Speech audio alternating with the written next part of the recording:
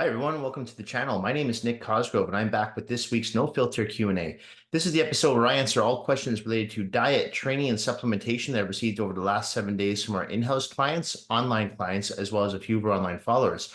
Remember, if you have any questions related to your nutritional plan, workout program, supplements you're taking, not taking, considering taking, please feel free to email me those questions at nick@foreverfitperformance.com, or you can DM me your questions on my Instagram at fitcosgrove_. All right, let's get started with this week's No Filter Q&A with question number 1. Nick, is cauliflower rice okay to eat? I'm looking for an alternative to rice and saw this at Costco the other day. Cauliflower rice is fine.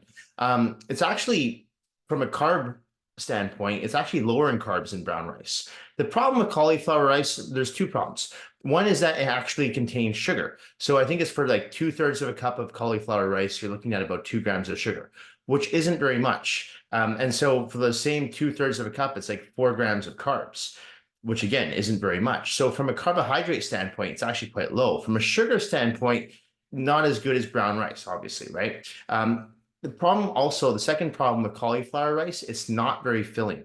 So most people can't get away with just eating 2/3 of a cup. There's nothing really of substance in there. It's like with brown rice, you have some substance, right? Quinoa, you have substance. Cauliflower rice, not so much. So if you're someone who's following a vegetarian diet or a plant-based diet, say, and your protein sources obviously are going to contain carbohydrates, I can see adding in 2/3 of a cup of cauliflower rice and you should be fine. But if you're someone like myself who typically eats meat or fish throughout the day, you're probably going to want to either consume more, larger portion of the cauliflower rice, which at that point you'd probably want to bring it up to maybe 3 times the amount, or you're going to be hungry. So that's the problem with cauliflower rice. So it's not very filling, but I don't see anything wrong with it. So if it's something you want to add into your diet and just have maybe mix it in with your rice, again, nothing too bad about that. But I would try to limit your servings because, again, it is 2 grams of sugar per serving, which isn't crazy, but 2/3 of a cup, I promise you, it's not going to be that filling. So you just have to be careful with that. That's my only issue with cauliflower rice. But I do put it on people's nutritional plans, especially for my vegans and vegetarians. I find it's a really good, just a different type of carb source to add on that's low in carbs. And then again, if you're adding it to a vegetarian nutritional plan, which is already going to contain carbohydrates from your protein sources like lentils, beans, kidney beans, tofu, it's a good add-on, okay? But if you're a meat eater, you're probably going to find you need something with a little bit more substance. All right, okay. Next question. Nick, I've been feeling lots of pain in my left knee whenever I do lunges. It doesn't bother me as much when I do squats or leg press, but when putting all my body weight on my left side, it hurts. Should I just stop doing lunges for now and let it heal? Yeah, good question. So here's the thing. A lot of times when I notice people are having knee problems, so I don't want to say that happens all the time, but I would say most of the time, unless you have actually been diagnosed with, say, patellofemoral syndrome, which most people have not been diagnosed with that. The reason why you're experiencing problems with your knee is usually because your quadriceps are tight. So if your quadriceps are tight, they're going to pull on the meniscus and the patella, and that's going to cause issue when you do a unilateral exercise like a walking lunge, a depression lunge, a reverse barbell lunge, an elevated lunge. It might even bother you when you're doing things like step ups or just walking upstairs or even walking downstairs throughout the day, okay? And you typically notice it more, like you said, when you put all your weight on one side, especially if that's the side that's bothering you. So one thing I'd focus on doing is stretching out your quadriceps a little bit more. When I have people come to the gym and they start complaining of knee pain, I'll get them to do a few quad stretches. I'll even do some PNF stretches on them, perpetual neuromuscular function stretching, which I talked about last week on the last Q&A, partner assisted stretching. And usually we'll spend about 5-10 minutes stretching out their quads and then get them into the lunges, the squat racks, and they're fine. So just from my experience, knee pain is usually caused by tight quadriceps, usually. Okay. So that's one thing I would do. I start stretching out your quads more. If you have a partner that can assist you, even better, because a partner can take you into range of motions that you cannot do on your own. Okay. You might even be benefit from taking a few yoga classes, right? So that'll help as well create more flexibility and mobility in the quadriceps. So I don't want to say take out lunges because again, I'm not working with you, so I don't know the whole history behind the knee pain. I don't know if you had knee pain before, but what I would recommend doing is the stretches, also the sequence of your exercises. So if you're starting with lunges, for example, maybe don't start with lunges, start with squats, right? Start with ball wall squats, start with Bosu squats, and then warm up. So you're warming up your knee joints properly and efficiently. You're releasing that synovial fluid into the joints, okay? So just program accordingly. So if you're someone who likes to put lunges in at the beginning of your workout, maybe put them in at the end of your workout once you're warmed up. Okay, so that's one thing I'd recommend doing. And don't forget too, there's many different types of lunges you can do. You might not be able to do walking alternating lunges, but you might be okay doing a reverse barbell lunge, an elevation lunge, a depression lunge. These are different types of angles that your body might be okay with. If you're not sure how to do these exercises, you can always join my online coaching app, and I have over 100 training tutorial videos on how to do all these exercises and more. So you can make sure you're doing them properly in the gym. And don't forget too, my online coaching app, it's mobile friendly. So you can bring your phone to the gym with you and watch the videos while you train, just to make sure that you are executing form and technique properly. All right. Okay. Nick, my gym offers a free personal training session when it's someone's birthday. Would this be something your company would ever consider doing? Good question. So when I first started personal training, I used to give people their first session for free. And that was when I was trying to build up my clientele base. This was in the earlier years. So we're going back to early 2000s. But as I got busier as a trainer, I no longer offered free sessions because my time was very valuable at that point, right? I didn't have any time in my day to train anyone. And now as we've grown as a company, I find that offering free sessions, I have a few issues with offering free training sessions. And I want to make it clear, I'm not talking about consultations, I'm talking about training sessions. One is that I feel like when you offer a free training session, once you've established yourself in this industry, either as an individual or as a company, I feel like you're devaluing your service. So you're devaluing your time. You're telling someone, my time is not worth that much, so I'm going to try to sell you my service by giving you a free session. And I can understand why someone would do that when I did when they're first trying to establish themselves in the industry, especially if they're starting off as an independent contractor and they're not working for a big box chain, right? If you don't have a big box chain that's just feeding you clients, you've got to do your own marketing. You've got to build up your own roster of clientele. And a lot of that's through referral, right? So if you're someone like that, I can understand why you'd want to give out free sessions. Now, the problem with these big box gyms that give out free sessions, if you talk to most people, they're not really workouts. They're basically assessments to see where you're at. And during those sessions, they're trying to sell you more sessions, right? So as they come in for a workout, and meanwhile, the workout is kind of a lackluster workout because in the trainer's defense, the trainer doesn't really know anything about you. They don't know your health history. They know none of anything like that, right? They don't know your fitness level, right? They don't know what your physical limitations are. So the trainer's kind of going in blindly and is just going to troubleshoot throughout a so-called workout. Well, it's not going to be a great workout, but then at the end of that workout, they'll try to sell you more sessions and say, well, I think I can help you more if you book a 12 session, 16 session, 24 session training package. So that's what usually happens with these so-called free sessions. A lot of it is just an assessment. So what we do is we do offer free consultations, whether they're online or in-house, 30-minute consultations. They're complimentary, whether they're with myself or one of the trainers, but we're not working out. And again, I feel as if when you start to offer a service for free, I really feel like you're devaluing your service and you're telling people that your service is not very valuable. And like I said, there's an exception to this. When you're first starting off in the industry, by all means, I can see if you're trying to build a clientele base, go for it. But once you've established yourself and you really don't have time in your day and your time is valuable, you can't give out free sessions. And unfortunately, we don't give free sessions, whether it be a group class, whether it be a private training session, we don't do it, but we do offer complimentary consultations, 30 minutes in-house or online. And just gives us a good idea as to where you're at, your fitness level, like I said before, your physical limitations, what your expectations are, health history. That's what we go through. Okay. And then we explain to you how we can help you. But I never try to make a sale on a floor, especially if I'm taking someone through a workout. Once that person's already trained with me, I'm giving them a workout. I'm not trying to sell them on more training sessions. Okay. I'm confident enough that they're going to want to purchase more training sessions once they've done a few workouts with me. But I'm not going to try to sell it to them on the floor and say, hey, I think I can help you with that if you buy 6 more sessions. No, that to me is cheesy, and it shows that you lack confidence in your service. So I won't be offering free personal training sessions, nor will I get any of the coaches to offer free personal training sessions or group class sessions. However, we do offer complimentary consultations, whether in-house or online.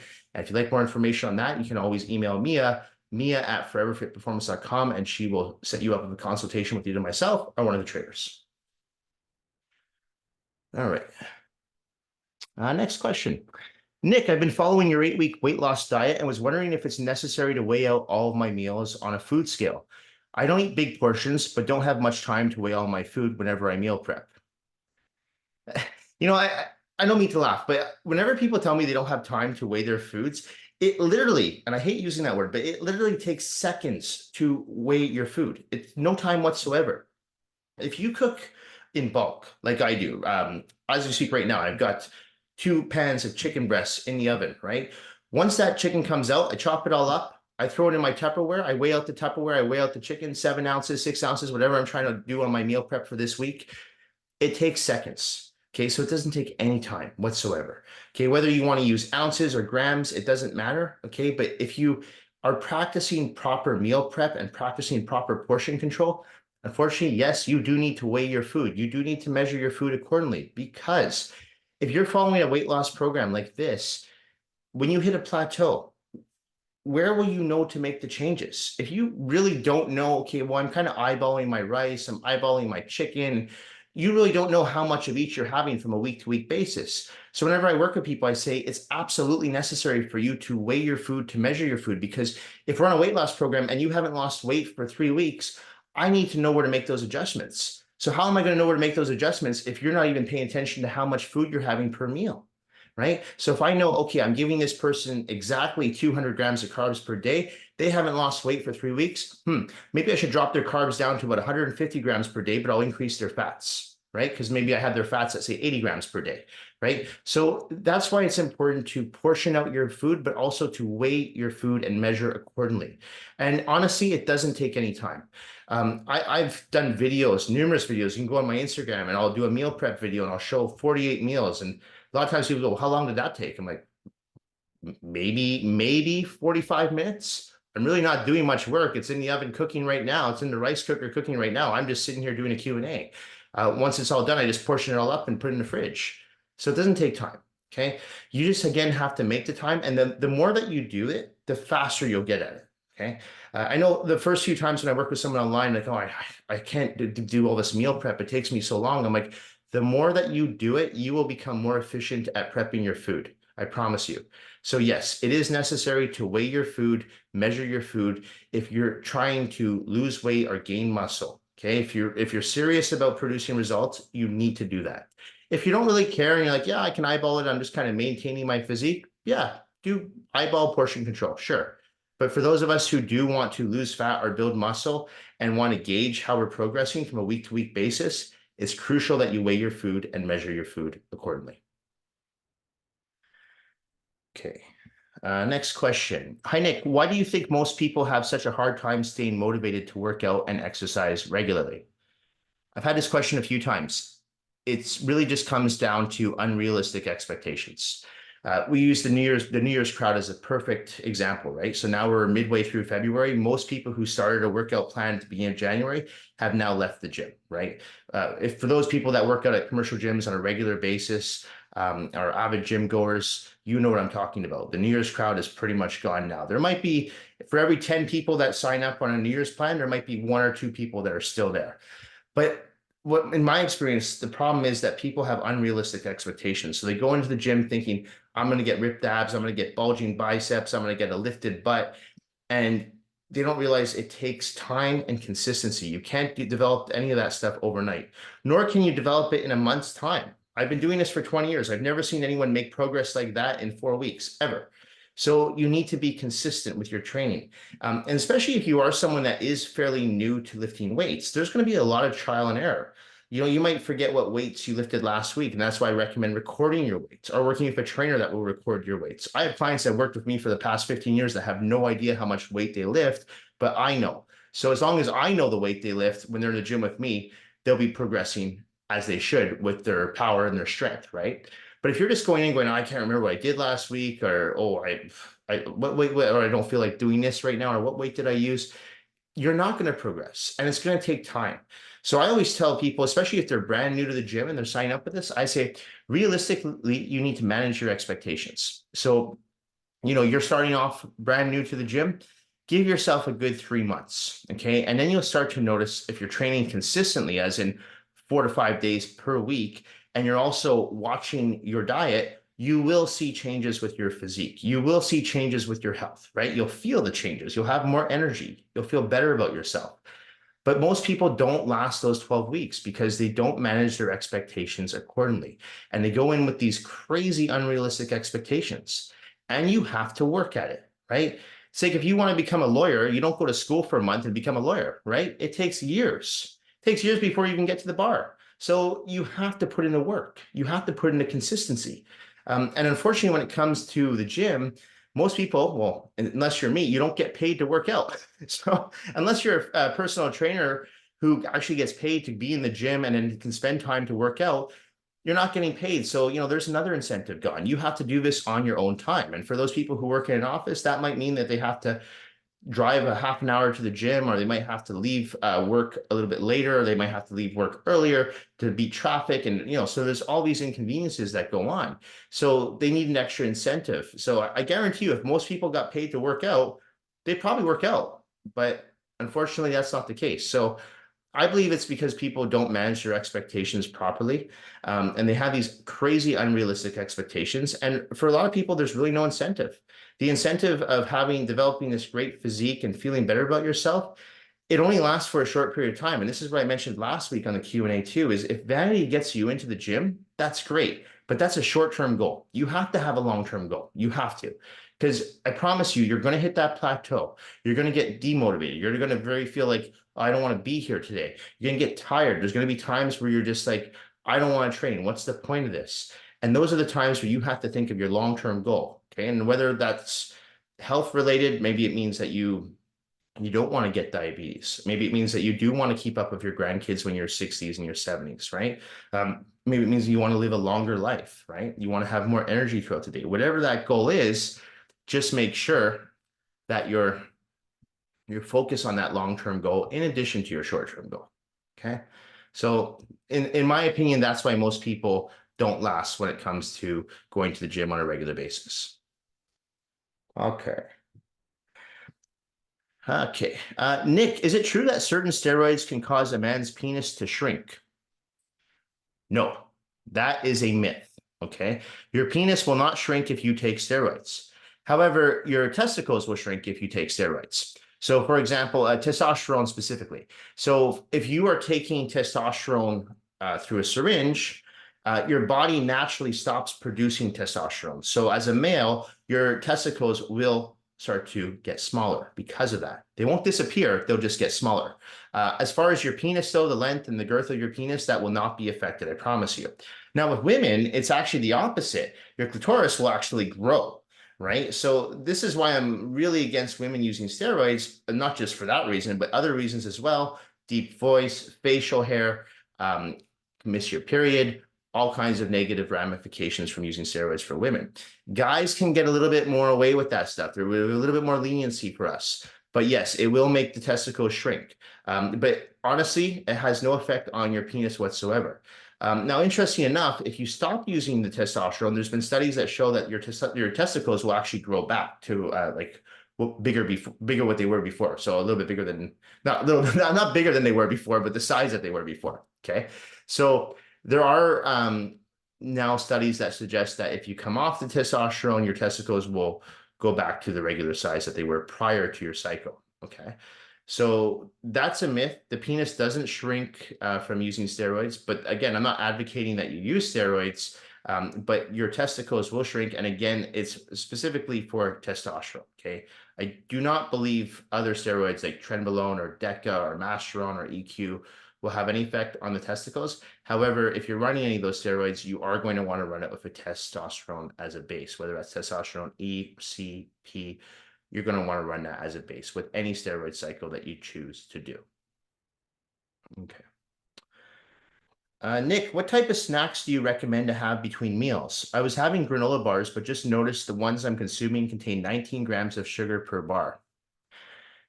I'm really not a huge advocate of snacks. I find that snacking can be detrimental to your results. So the problem with snacking is, especially mindless snacking, there's no portion control. So for example, if you go in and have like say you're going to have, oh, I'm going to have some almonds, and almonds are great, but most people don't just stop at like 6 or 10 almonds. They'll have like 18 almonds, they'll have like 30 almonds, they'll grab handfuls of them. So you have to be careful. So that's why I recommend portion control.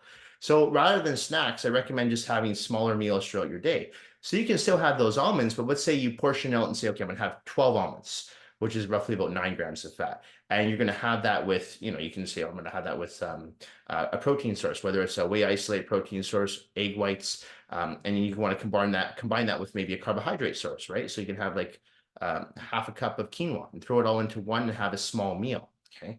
But if you're on the go and you don't have time to prep meals and you're looking for something, I know places like Costco, they'll sell these little protein shakes in like a juice box kind of thing, or like have like in a little container. They're fine. I've read them. They're about 30 grams of protein. Again, a little high in sugar, but not terrible. Okay, so they're convenient because you can just grab it and go, right?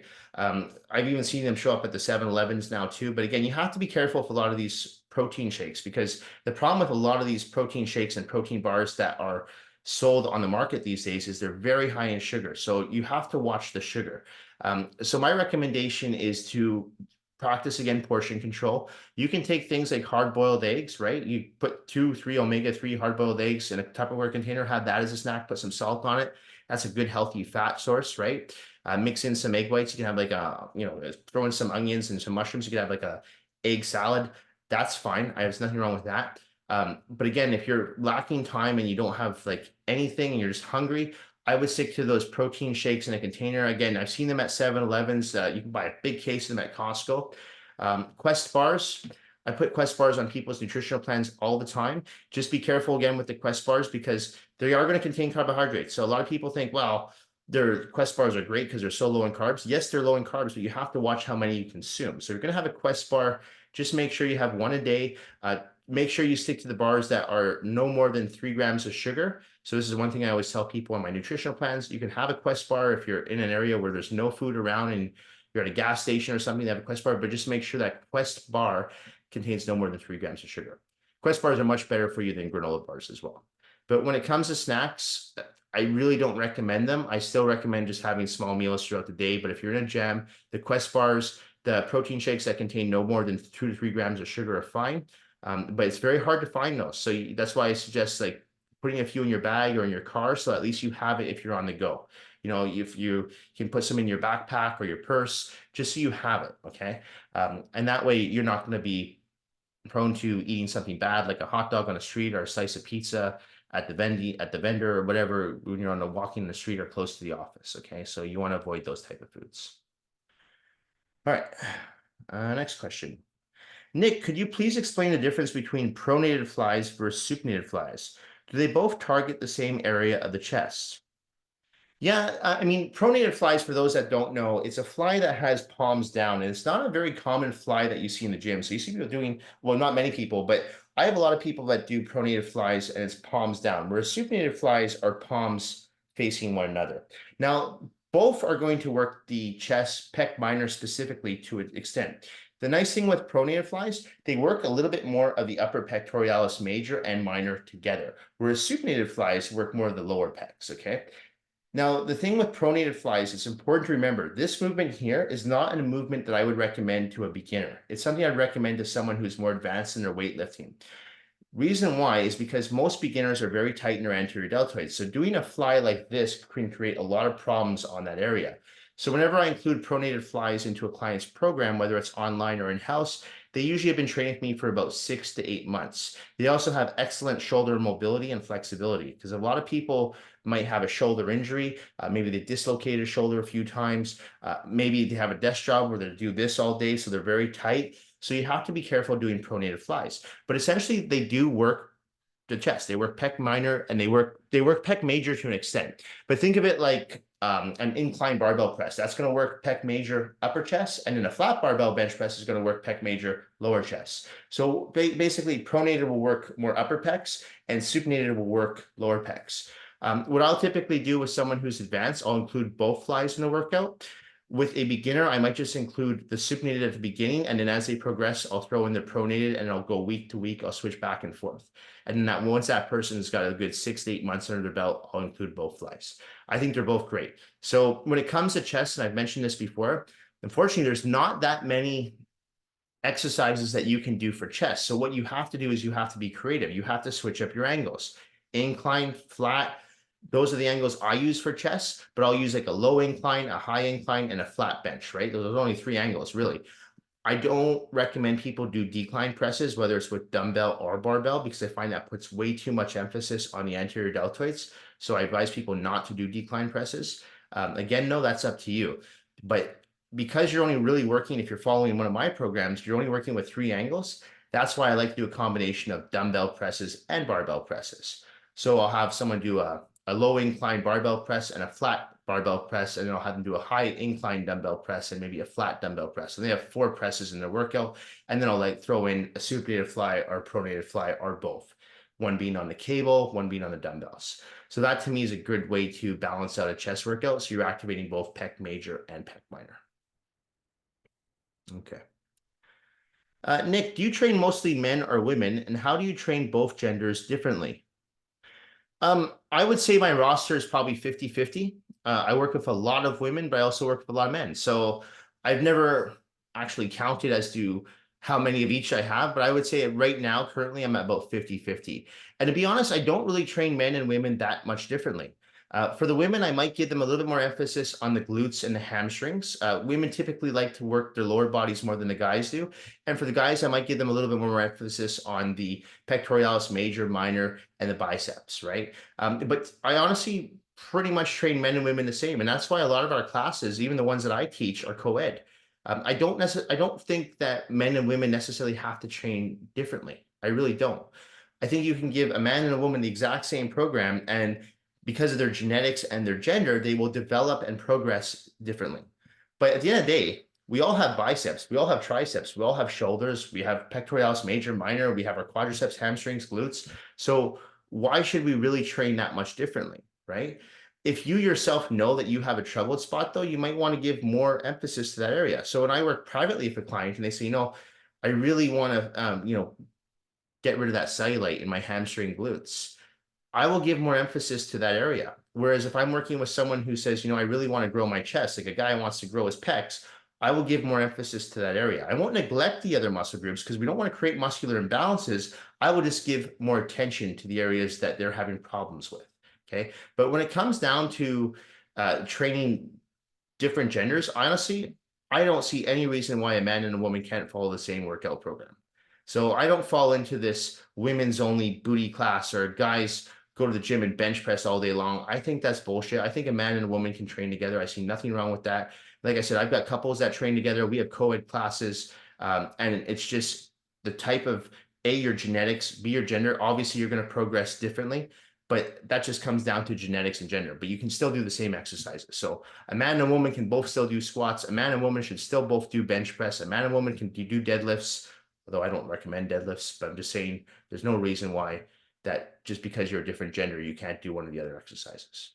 No. So man and woman train the same, no problem. I see nothing wrong with that. All right, last question. Nick, what are the benefits to lifting weights besides building muscle? Does weightlifting help strengthen your heart and organs as well? Absolutely, it does. So if you look at weight training as a whole, there are so many benefits, numerous benefits, and especially now that more and more studies are coming out. And, I have clients that will send me studies from the New York Times and they'll be like, wow, look at this. This is what they're saying that weightlifting does. It helps with Alzheimer's or helps with arthritis. And like, these are things that I've been saying for years. But the thing is, now it's getting some recognition from the actual media. So more and more people are finding out about it, right? And now it's becoming more popular. That's why you look at weightlifting, it's way more popular now than it was 10, 15 years ago, right? So if you look at most gyms, they're packed after 5 o'clock at night or before 8 o'clock in the morning, they're packed. So there are so many benefits to weight training besides the aesthetic component. I mean, yes, weight training will help you build muscle, right? For sure. It'll help you lean out. It'll help you lose stubborn body fat, but it also will strengthen your heart because when you're weight training, you're not taking 10 minutes between sets. You are working your cardiovascular system, especially if you're doing circuit training. Even if you're doing basic straight set training, you're only resting 45 seconds between sets. My heart rate gets up when I weight train, right? I'm not doing cardio, but I'm actually working my heart. So I might not be doing the definition of cardio, which is running on a treadmill, but I am getting my heart up. So I am actually strengthening my heart. I'm strengthening my organs. Not to mention that you're also strengthening your mental health, right? That's very important. A lot of people forget about that, but weightlifting does help with mental health. There's tons of studies on that, right? So it helps release endorphins. People do feel more productive. They feel more happy. They feel more satisfied after they've worked out. Doesn't necessarily have to be with weights, but weightlifting definitely does help do that. Okay. One of the things I notice is people who exercise regularly, okay, like go to the gym regularly 4 to 5 times a week, very rarely do you see them get sick. I mentioned this on my Instagram the other day. I haven't taken a sick day in 20 years. The only time I've taken a sick day is a few weeks ago when I had a stomach issue. I wasn't sick though. I think it was just something I ate. But it was a Sunday and I was only supposed to train like 3 people, but I just could not get out of bed. But I wasn't sick.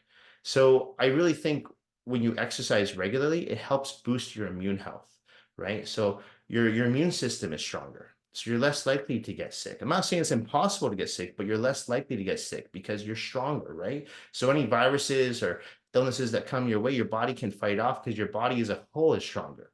So again, this is where it comes down to not just focusing on the aesthetic component, but also focusing on the internal component. What can weightlifting do to my mental health? How can it boost my immune system? So again, these benefits, they're numerous. So absolutely, I think people who are not in the gym training are doing a disservice to their body. Long term, you're doing a disservice. And I talked about this last week. People who are not making time now for their health are going to have problems as they get older. And whether those problems are osteoarthritis or tendonitis, or they get type 2 diabetes, they have heart conditions, stroke. Of course, you can get these things if you're working out as well. Yes, that can happen. I mean, sometimes we're just genetically predisposed to have this stuff happen to us. But I'm a strong believer that if you are someone who exercises regularly, you have a better chance at fighting off these chronic illnesses that come our way, right? So I'm not saying it's impossible, but I think you vastly improve your chances of fighting off these diseases and these illnesses that come our way, especially as we get older. Anyway, that's it for this week's No Filter Q&A. This episode will be going up on Tuesday, February the 13th. As a reminder, if you do have any questions related to your nutritional plan, workout program, supplements you're taking, not taking, considering taking, please feel free to email me those questions at nick@foreverfitperformance.com. DM them to me on my Instagram at @fitcosgrove_. Thank you all for watching. Thank you for supporting my channel. Thank you for supporting my business. Thank you for supporting my online coaching app, and I will see you all next week. Bye for now.